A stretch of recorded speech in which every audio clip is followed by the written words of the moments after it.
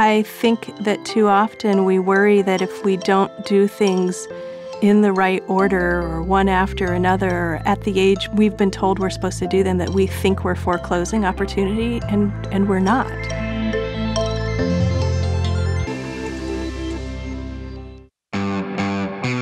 HIMSS 18 is the health IT conference where professionals from around the world connect to gain the education, innovation, and collaboration they need to continue to transform health and healthcare through IT. Microsoft will be on site in Las Vegas at HIMSS 18 from March 5th through the 9th to showcase the intelligent services and the trusted platform for solutions that engage patients, empower care teams, optimize clinical and operational effectiveness, and transform health in the face of increasing cost pressures.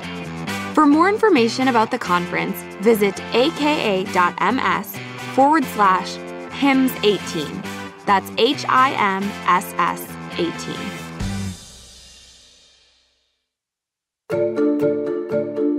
You are listening to the Women in Business and Technology podcast from Microsoft. In each episode, you will hear from women in amazing tech and business roles, as well as male allies who are helping make the industries more inclusive. We are diving into programs that promote greater diversity in the pipeline and bringing you tips on how to build a successful career in a supportive community. Welcome to Women in Business and Technology.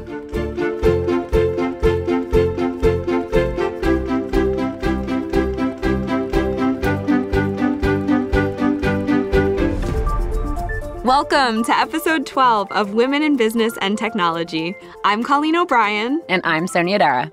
We're starting the show in our Community Connect segment with a conversation that I had with Alessandra Duke, the founder of Lady Bosses, a community to promote women's empowerment and badassery that originated on the social networking site meetup.com. And then we'll jump into an interview I had with Megan McNally, a lawyer, entrepreneur, community builder, and self-proclaimed rabble-rouser. Finally, we'll wrap things up in our Cutting Edge segment with a discussion about how AI learns and even amplifies the biases in our society. So, Colleen, in our last episode, you were starting to explore a newfound interest in journaling.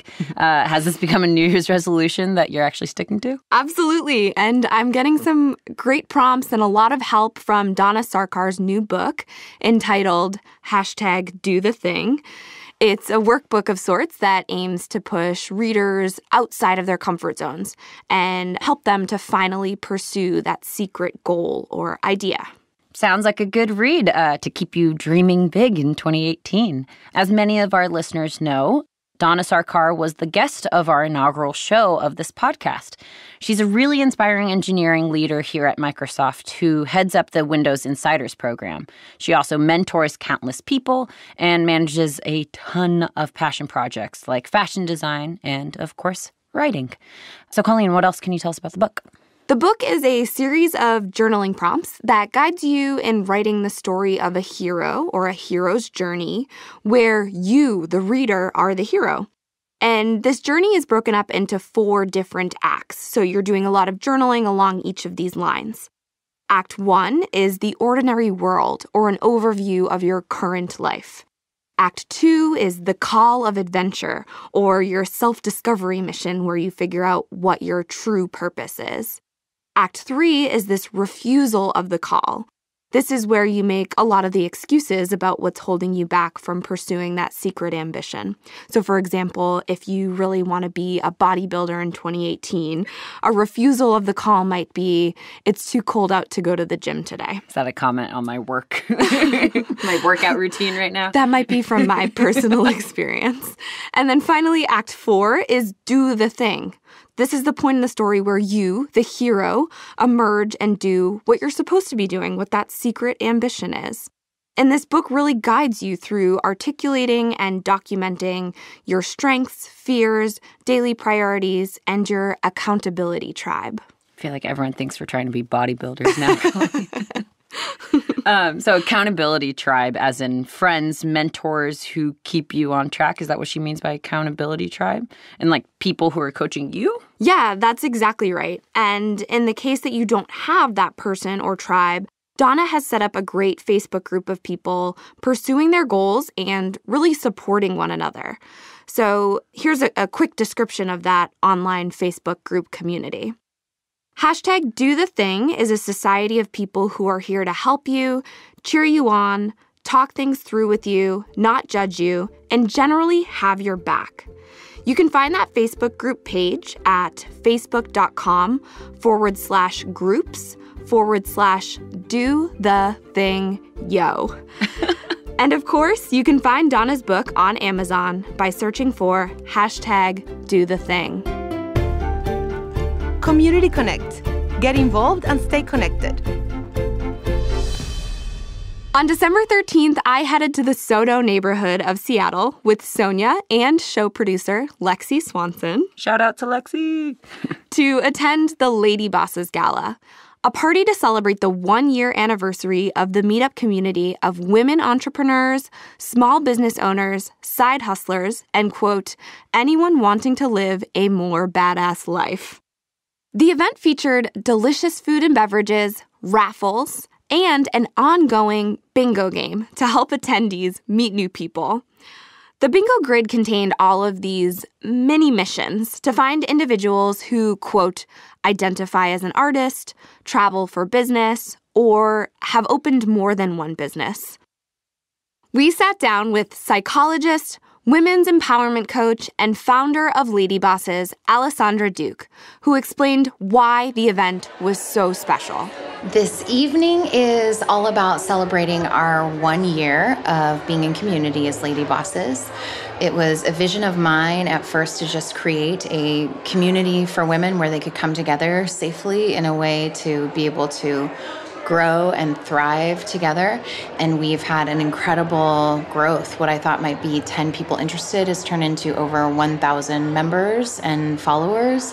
And now this is our 1-year mark of a party. And even in this, I think I need to work on up-leveling my expectations because I thought that it would be a small number. And here we are, huge numbers of turnouts for this amazing event. So we're just celebrating 1 year of community, 1 year of badassery, 1 year of women being amazing.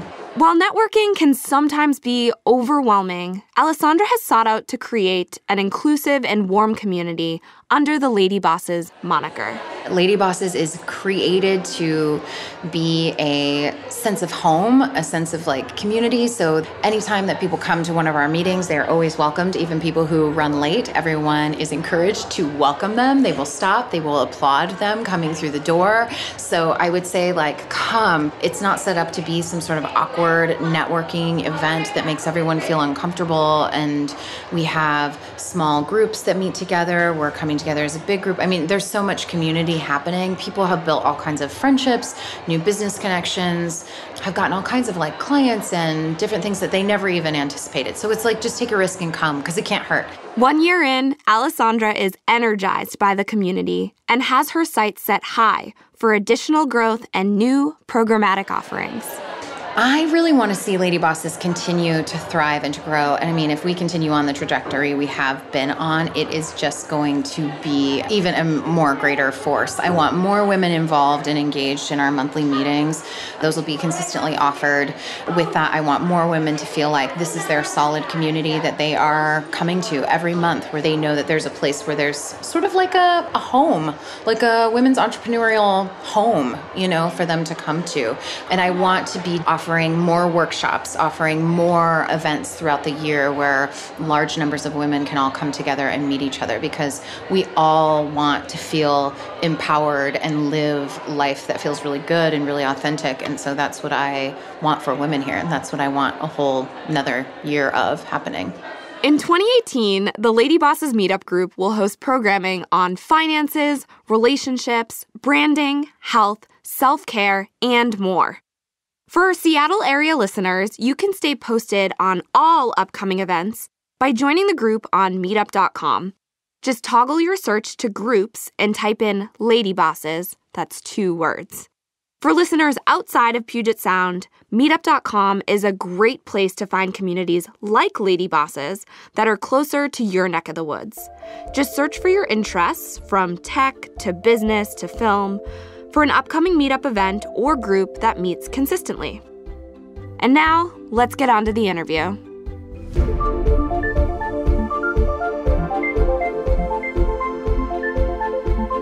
I'm thrilled to welcome to the studio lawyer, strategist, changemaker, and serial founder, Megan McNally. Megan, welcome to the show. Hi there. Thank you. So Megan, Colleen O'Brien, my co-host, was telling me a little bit about how she heard from you first, and she learned about you and your work at an event in May 2017 at The Riveter. We're big fans of The Riveter. We've talked about it on the show a couple of times. It's a co-working space headquartered in Seattle, dedicated to women and wellness. And your event was called An Evening of Rabble-Rousing with Megan McNally. What makes you a rabble-rouser? And have you always been that way? Well, I think I probably have always been a rabble-rouser. So I think what makes me a rabble-rouser is I have a big mouth. I am not afraid to challenge the status quo. And I'm an open book. And I think really what people wanted to come hear that night was me tell my story candidly about how I got to where I am and how that was not a traditional path at all, and that's okay. So I'm eager to talk more about your recent pursuits, but what I found so interesting about your career is the pivots you've made along the way. So you spent 2 decades working in the philanthropic sector. What are the most important skills that you honed while working at NPower National, the Refugee Women's Alliance, the Philanthropy Northwest, and the Pacific Science Center? You have quite a few philanthropies you've gotten involved with. So what were the most important skills that you honed in while you were there? Yeah, there's a lot of philanthropy. Yeah. Those 20 years, it's true. I think the most important skill that I honed is relationship building. So much of the work that I did in the sector was about raising money for organizations and for great missions.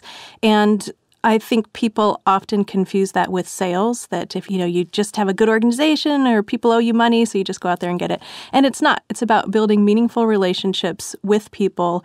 And I think an important lesson is that that's a long game, right? Yeah. There's not one great conversation that opens up a long-term relationship with somebody. It's consistency, it's authenticity, it's showing up over time, delivering on what you've promised to deliver on.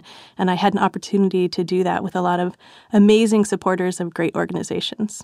So one of your pivots is you jumped into entrepreneurship in 2006 as the owner and principal consultant of MDS. So what guided you into this entrepreneurial pursuit? Did you have any business owning role models by any chance? Well, I had some business owning role models earlier in my life. My dad was a gun dealer. Ooh. And I know that's part of my story that people always think is far more fascinating than it is. That I'm the daughter of a gun dealer. Yeah. Wait, where'd you grow up? Where Florida. Florida. Okay. So yeah, my dad was really an entrepreneur. He was the person who, he loved to do his own thing and to start his own thing. And one of those was he had a dream of owning a gun and ammunition dealership. And so my first job was packing shotgun shells in his his gun shop when I was a kid. How old were you? I don't know, probably 8. Oh my. At least you're learning safety and kind of respecting the gun. Yeah. Well, I think what I learned is that running a business is a 24/7 proposition, right? Like when you want to own your own business, you give up this notion of work-life balance, like there's going to be some boundary between what you do for work and what the rest of your life is. It becomes a blur. It's all one. You're always working. But at the time that I started MDS, which was a consulting firm, I actually didn't start out with intention. I didn't say, hey, I think I'll open a consulting practice. I happened to have done some really great work with some great people in the community, and they started coming back to me with projects. So I had an opportunity where, when I was working at one organization, where a board member from another organization that I'd previously worked for came to me and said, now I'm on the board of this other organization, and we have this project, and we could really use somebody with your experience and your insights. Could you come talk to us? And I started getting more invitations like that until I finally looked around and said, I think this is consulting. I think this is what I'm doing now.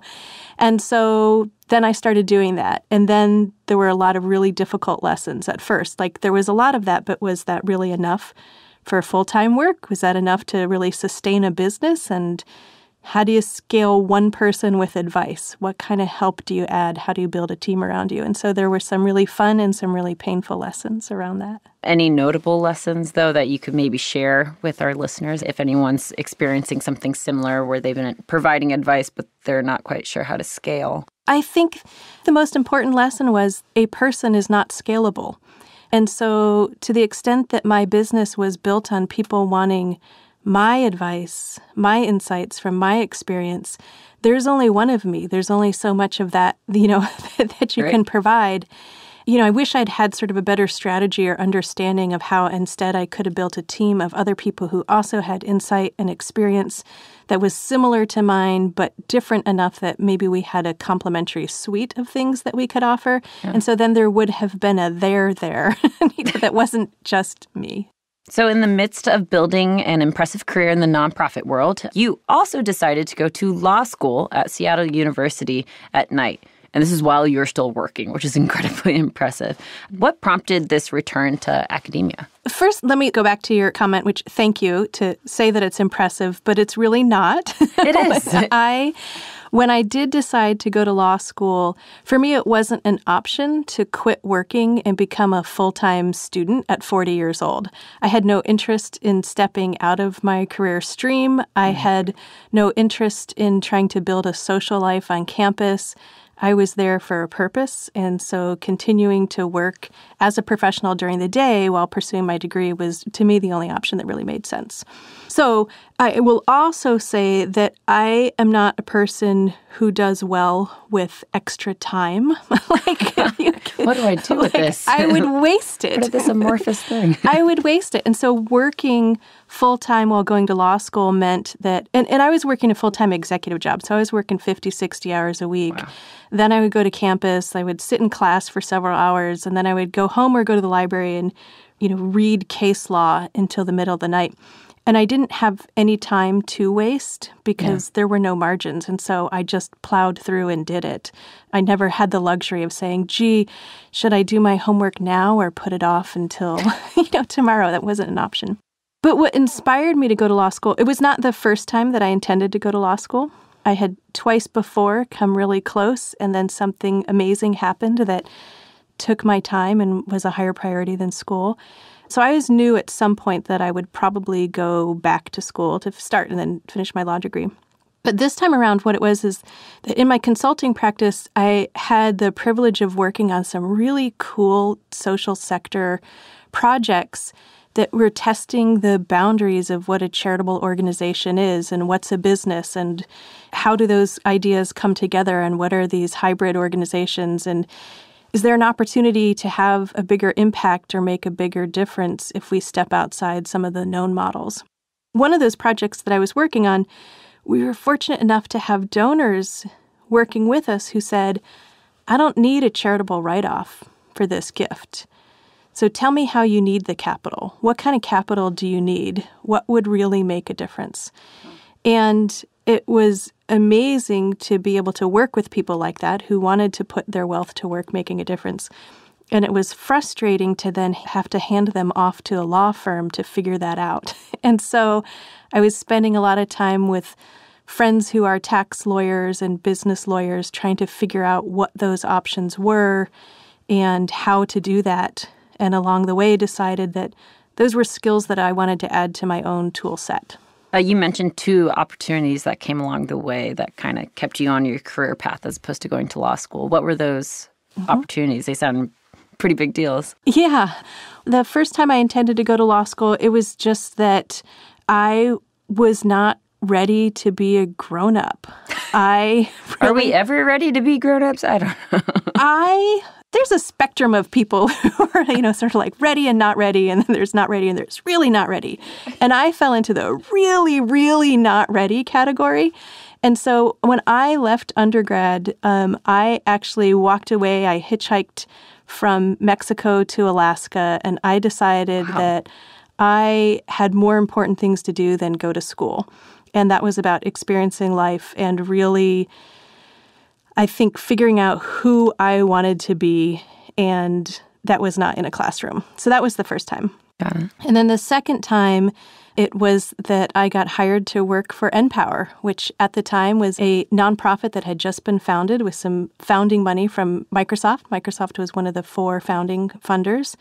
The organization was built in 1999 to help the charitable sector deal with this coming wave of changes in information technology. And I was the 10th employee that was hired there. That's awesome. It ended up being this amazing experience. We leveraged Microsoft's $25 million investment to grow to 9 communities around the country. And I think really made a difference for nonprofit organizations across all sectors and across the country. And my boss, Joan Fanning, who was the founder of NPower, just saw something in me and believed in me and gave me opportunity. And the 5 years that I spent with that organization was far better than law school at that time. It was an opportunity to grow daily, to learn, to get to take on new levels of, responsibility and kind of figure out what did I really have to offer an organization. So that kept me away from law school the second time.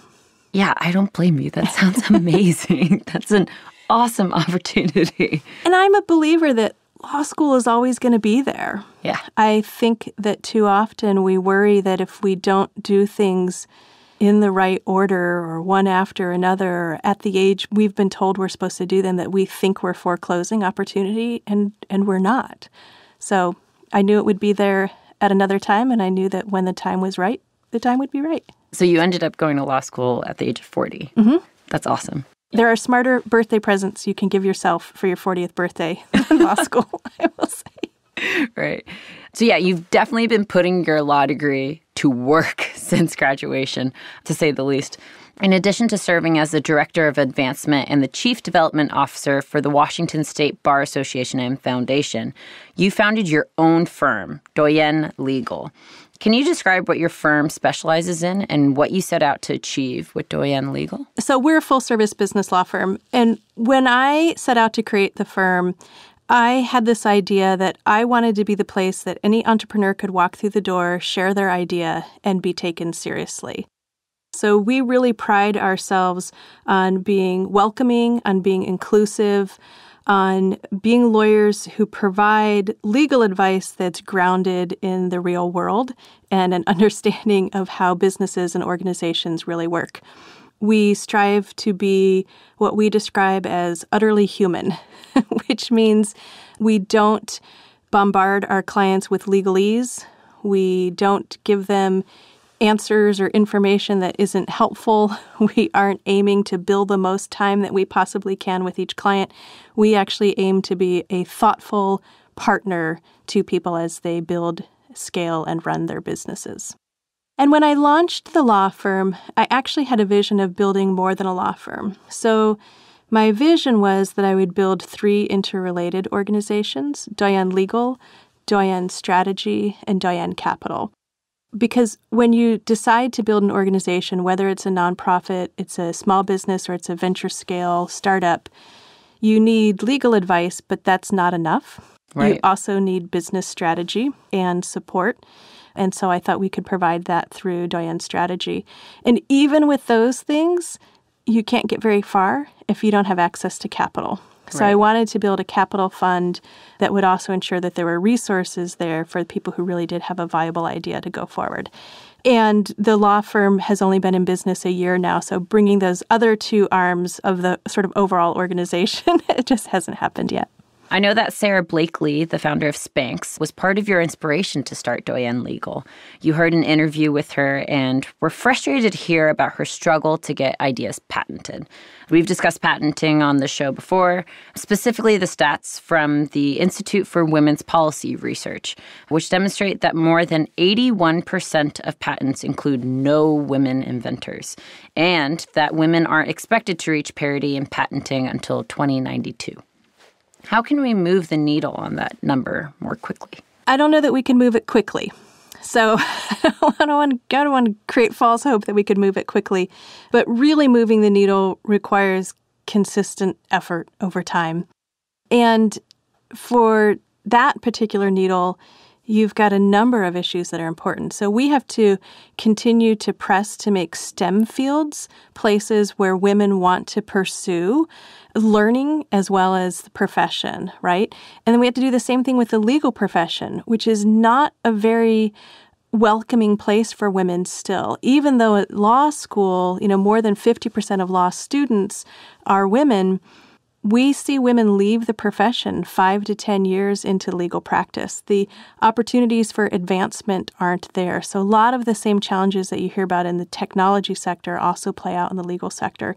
So if you want to see more women patent attorneys, and if you want to see more women who are actually creating patentable ideas, then we've got to create professional spaces that actually make room for women to come in, drive forward their own ideas, and succeed. In August of 2017, while serving as the principal attorney of your law firm, you also founded RIA Media, where you're serving as the CEO.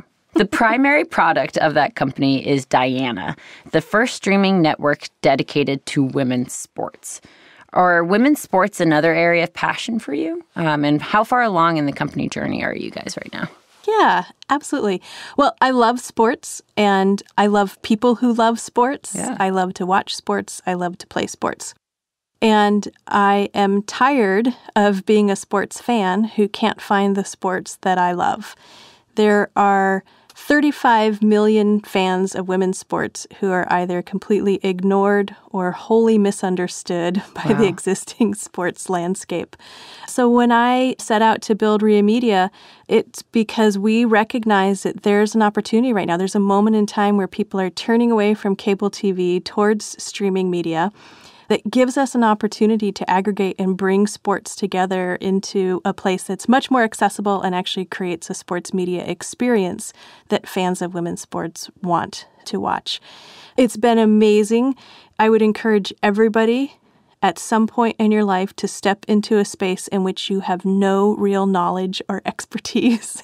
It is naivete is powerful. It is liberating to just step in there and say, so I have no background in sports.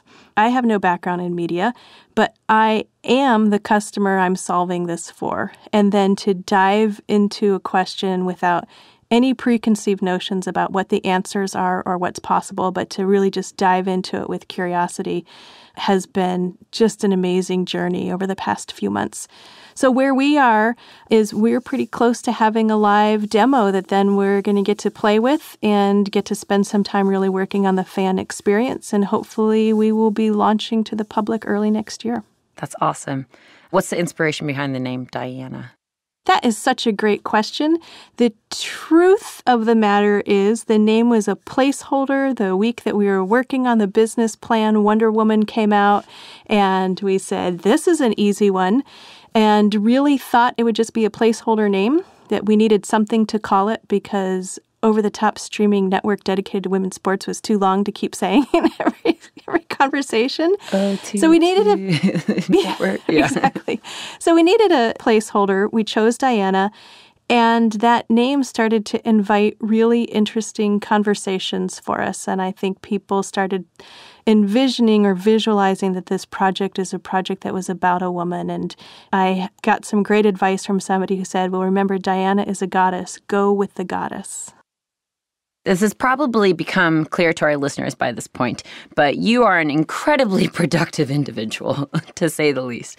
Are there any secrets to your productivity? Is it bulletproof coffee, specific apps, philosophies? Like, what's your secret? Like, you barely sleep, like 1 hour, like micro naps? I'm a boring, sober vegan who doesn't drink coffee. So there's not there's not a product that I can swear by. I would say, first of all, it's not very smart to try to launch a whole bunch of things in a short amount of time. You run the risk of not doing any of them well if your priorities are really divided. I wouldn't say that this is a great model to try to emulate, like start something and then a few months later start something else. And if that's going well, start another thing, right? Yeah. But that's kind of what happened. And, and for me, I think sometime in the past year and a half, sometime last year, I decided that, life is short and I was ready to pursue my own ideas. And I have confidence in myself that I'm a smart person who's good at figuring things out and I don't have all the answers, but I have enough to get moving. And so I started to get moving. And what I found is that when you do that, you get traction. And when you get traction, it's kind of addictive. You want to keep going, right? So I want to keep going and until I can't or until somebody stops me. What I really admire about your career is that you're making space for so many other women to find success. While launching Doyen Legal, you also started building a network of women called the F-Bomb Breakfast Club. I love the description of this group. It's an effing fabulous community of female founders who cuss, cavort, and collaborate. I love it. This community is only a year old, but has over 1,000 members, and your monthly First Friday breakfasts are always the talk of the entrepreneurial town here in Seattle. Can you tell our listeners a little bit more about the F-Bomb Breakfast Club? And did you realize that what you were building would become such a phenomenon? I had no idea. It's been a fluke. So I wrote a blog post a little over a year ago during Seattle Startup Week. It was the same week that I opened doors at the law firm. And during Startup Week, I talked to so many women who had experiences that were similar to mine, experiences of being in the boardroom and you share an idea or you make a point and it seems that it's not heard, but then your male counterpart says the same thing and it's heard in a different way, or you've been minimized, underestimated, marginalized in decisions. And particularly in the space of wanting to build a business law firm, I kept having an experience where people would say things, when I would tell people I've finally decided to go into practice, I'm going to open my own practice, and they would say, oh, family law? Like their assumption was if you're a woman opening a law firm, it must be family law. And I would just look at them and say, what is it about me that makes you think? Why do you think that? You're right. So I wrote this blog post and said, if any other women were having these experiences similar to mine, and you want to get together once a month and just talk through some of the strategies of how you build a company or you build a business in a space, and particularly in male-dominated spaces, I said, I'll provide the space, I'll provide the coffee and donuts. You just have to get up early to come meet with me because I'm in the hustle, once the business day is underway. And so our first meeting in January, I had no idea if anybody would show up. I hoped it wasn't just going to be me alone in the dark eating donuts. And about 20 women came. Wow. And it took off from there. And we're now at almost 1,500, actually, members of the community online. That's great. And about anywhere between 100 and 150 that come in person once a month. So I did not, sort of like MDS, like my consulting practice, I did not sit down and write a business plan for this. I thought there was a need, I offered a solution, and people showed up, and it grew from there. I think the smartest thing I did was in the very first meeting was look around the room at who are the other women in this room who can help this become something. I didn't want it to just be my idea. It's not the Megan show. And so I tapped really smart people like Keita Williams, who came to that first meeting, and started asking her, what do you think? How would you like to see this grow? How would you like to see it evolve? And what role do you want to play? And doing the same thing with other women in the room. And I think we grew it together as a community over the course of the year. And it's still amazing to me what a phenomena it has become. I have experiences where I'll walk into the grocery store and people will come up and say, oh my God, you're the F-bomb lady. I think like... You should make a shirt. Number one, we have shirts. We do have shirts that say get up and swear. I mean, of course, there's some ego in it, right? When people come up and say, oh, you're that lady. But more importantly, it's just amazing to think how many women we might have touched as a community and how many women we've inspired. Our community is open to women anywhere on their entrepreneurial journey. So whether they are still employed but trying to gather the resources and the courage to quit their job to launch their business, or they've already exited, multiple companies and are on a, third or fourth startup, whatever, everything in between. Right. And so we want to be an inclusive space for all of those women. And the magic is what happens in between the meetings, where two women meet each other and show up for each other and actually help each other in some meaningful way, get to that next business goal, get the connection that they need, solve some particular business challenge that they have in scaling their company. It's incredible to watch what the women in the community are doing for each other. In addition to your entrepreneurial and community-minded efforts, philanthropy has remained a consistent part of your life. You served as the board president for the Puget Sound chapter of Girls on the Run. You're a volunteer attorney for Wayfind, and you served on the boards of the University of Washington Advisory Board, the Association of Fundraising Professionals, and the Initiative for Diversity Governing Council. How do you determine the causes you want to dedicate your time to? Yeah, a couple of things. So one is that how I choose what effort I'm going to give my volunteer time to is, number one, I care, am I really going to make an impact? So is this a board that if I join it, they actually have a need that I can fill, right? That my skills or my experience or my connections are going to make a difference. And that has to be true. The second thing is it has to be a cause that I really care about.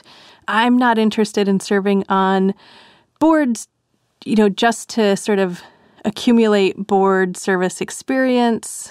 It really has to be something that I'm personally passionate about because, when you're talking about your volunteer time on top of your professional time and all the other things that you're doing, you're really talking about the trade-offs of family time. So if I'm not going to spend that time at home, it better be something I really care an awful lot about. And so that has to be important, and that's been the case with each of these. And then finally, I have to have capacity. So having been the person that staffed boards and knowing the difference between a board member who really shows up and is really helping advance an organization from the board member who just kind of phones it in and you always have to beg for their time. I really care about being able to be that board member who truly shows up and is really making a difference. And if I don't have the time and capacity to do that, I think that I'm getting better at saying no and being really choosy about the opportunities that I agree to. You were recently interviewed on the Success Bully podcast with Keita Williams, where you spoke about your daughter as your North Star, a reminder to live as the role model you want her to have. But you mentioned that every North Star needs a keel. What exactly do you mean by that? Let me say, first of all, that I probably mixed some metaphors there, so I don't know that was the best way to phrase that. But here's what I mean. To me, a North Star is your vision. It's what guides you. It tells you what direction you're headed, and it's aspirational. But if you really want to get there, you've got to keep your ship upright. And to me, that's what I mean by every North Star has to have an even keel, because you need something that keeps you functioning and headed that direction, or you won't ever get there. And I know who that is in my life. It's important that I know both, who's that North Star, but also who's the even keel that's keeping this all together, because it's not me. So do you have any other advice for women considering entrepreneurial pursuits? I think the first one is to just start. As women in particular, we tend to think that we have to have all the answers before we trust that we're the right person to do this. And there won't ever be all of the answers. So just start.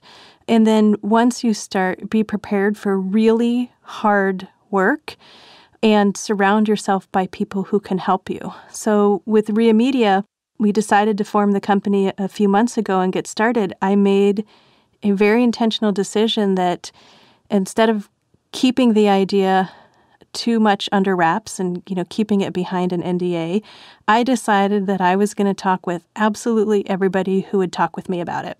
And in doing so, I was able to figure out who else is out there who cares about it, who else is working on something similar. I wanted to know if there was somebody else that was working on the same idea and was ahead of us. I wanted to find them because I wanted to support them. And I needed to learn a lot in a short amount of time. So just get going, surround yourself by people, and talk to people, and you'll be amazed at how far you can actually go. Where can our listeners find you online? You can find me at a couple of places. So you can find out more about our Women's Sports Network at diana.media. You can find our law firm at doyenne-legal.com. And for our listeners, that's DOYENNE. And you can learn more about the F-Bomb Breakfast Club at fbombreakfastclub.com. Thank you so much, Megan, for joining us. Thank you. This was fun. Cutting Edge, our take on stories in the business and technology world.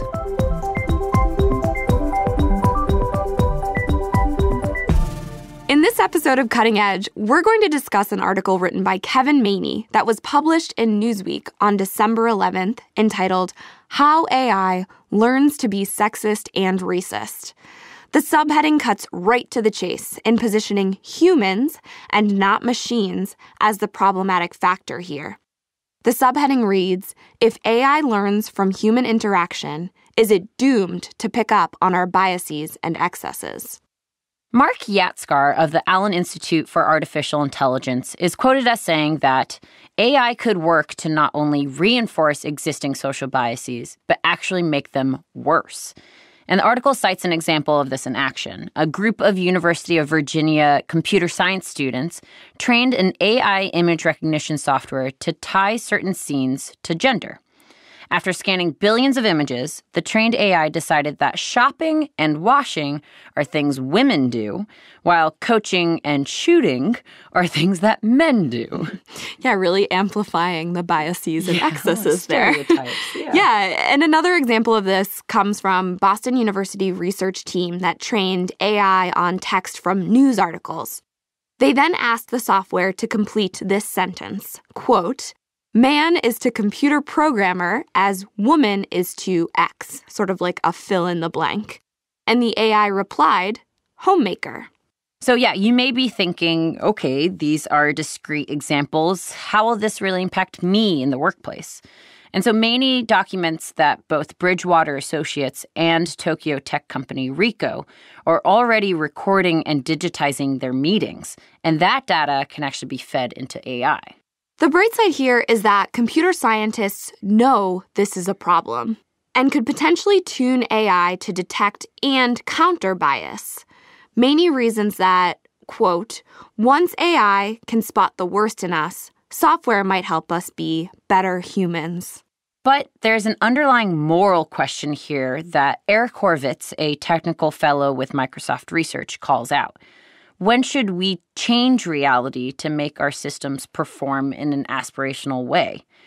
In the absence of a unified societal response or a legal standard to answer that question, it's critical that we start making more progress towards workplace equity before AI learns from casual workplace sexism or systemic bad behavior. Well, Sonia, that makes a dozen episodes, but this is definitely one of my favorites. I think it was really great to celebrate such a successful year with Alessandra Duke at the Lady Bosses Gala. You know, to be back in the studio chatting with you about AI and tech trends, and to really put pen to paper on some of my 2018 ambitions with Donna Sarkar's new book, #DoTheThing. Yes, all goodness. Let's not forget a stellar conversation with Megan McNally. Her amazing levels of productivity had me feeling even more ambitious about this year, like really trying to be to her level. If you want to help keep that inspiration momentum going, we could really use your help to make our show more discoverable. Please remember to rate, review, and subscribe to the show. And if you know someone who might love the Women in Business and Technology podcast, please let that person know. We'd really appreciate your recommendation. As always, you can find us on Apple Podcasts, Google Play, Spotify, YouTube, or wherever you listen to podcasts. You can also find us on SoundCloud, where we recently launched. And if you have any feedback or questions, please email us at wibt@microsoft.com or tweet us at MicrosoftWomen. And finally, your mission for episode 12, if you choose to accept it, is to volunteer at a nonprofit that supports women. Catch a Fire is a website that matches skilled professional volunteers with nonprofits by aggregating an evolving list of dozens of projects. To get started, head to catchafire.org, click on Find a Project, and under Causes, select Women's Issues, and there you'll see all of the projects supporting women-centric nonprofits.